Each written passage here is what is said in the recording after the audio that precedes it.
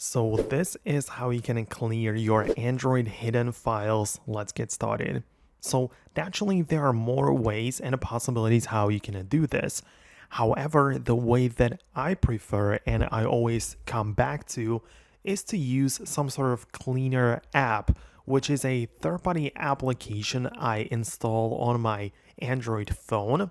And this app can search through my existing files and let me know about those which I don't need and just clear them, right? And there are plenty of apps which you can decide to go with, but the one which I keep recommending to my viewers is one called SD Made.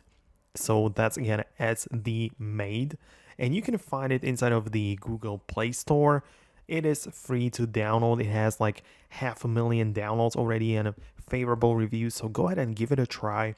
And using such application, you can use features like System Cleaner, App Cleaner, Deduplicator, which is going to ensure you don't have any duplicate files, and Storage Analyzer, App Control, and other things as well. So using this cleaner, you can perform a scan, and it's going to tell you whether it found something.